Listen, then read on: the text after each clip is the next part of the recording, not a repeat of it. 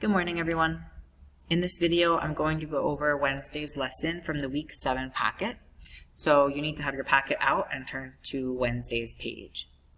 For the do now, I want you to write down one observation and one question you have about the formula shown. So you can pause the video and write something down. I observed that, and I wonder why.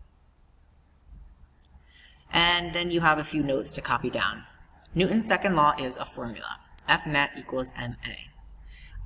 In the past, we've learned about Newton's first law, which states that an object in motion will stay in motion, and an object at rest will stay at rest, unless it's acted upon by an unbalanced force.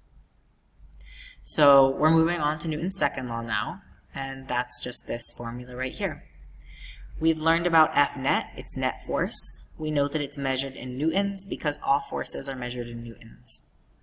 M stands for mass, which is measured in kilograms, and A stands for acceleration, which is measured in meters per second squared. I'm going to go through the first problem with you guys.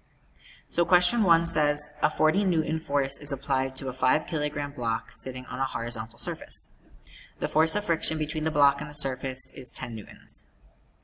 Part A asks you to draw a free body diagram showing the applied force and the force of friction. Is the block in equilibrium? Explain why or why not. Our first step is going to be to draw the diagram. I started with a box on a surface. I wrote 5 kilograms inside the box. Mass does not have any sort of direction attached to it, so I just wrote it here inside because I'm going to need that information, but it's not attached to an arrow because it's not a force. I put my applied force pointing to the right, although in the problem it does not specify.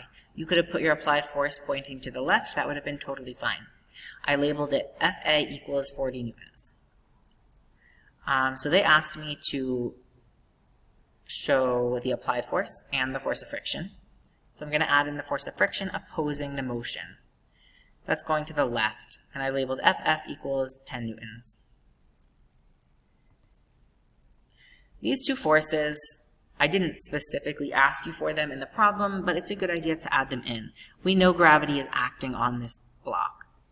We know that if the block is sitting on a surface, it's not falling through the surface, then normal force must be pushing back up. So the question here is the block in equilibrium? Explain why or why not. I'm going to be looking at the forces. I see normal and gravity are going to cancel because they're equal and opposite from each other. This one points up, this one points down. They're going to cancel out. But if we look at the force of friction and the applied force, I can see that the applied force is bigger. So I would say no, because the forces are not balanced.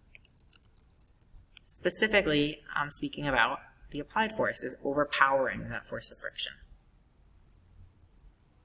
Let's move on to part B, determine the net force.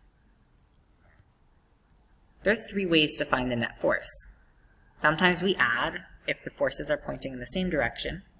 Sometimes we subtract if they're pointing in opposite directions. And sometimes we use this formula if they're at right angles to each other. In this case, I'm going to be subtracting. A squared plus b squared equals c squared. You could use it, but it would be a lot of work because you would have this force going up and this force going to the right. You could combine them with a squared plus b squared equals c squared. It would just make it much more complicated. So I'm going to show you how to subtract forces. Normal and gravity kind of just go away. I don't know what those numbers are, but I know that they're equal to each other. No matter what, they're going to cancel out. So I'm going to be focusing on the force of friction and the applied force. I'm going to be doing 40 minus 10, and so I know that my answer is 30 newtons to the right. That's my answer for net force. The last thing we are supposed to do is use F net equals ma to determine the block's acceleration. So I'm going to start by writing the formula. F net equals ma. Underneath this, I'm going to plug in what I know. And I already found F net. It was 30 newtons. I know the mass. The mass is 5 kilograms. That was given to me in the problem. I'm solving for acceleration. I'm going to be dividing both sides by 30 here. Sorry, I'm going to be dividing both sides by 5 so that I can get A by itself. So I'll be dividing 30 by 5.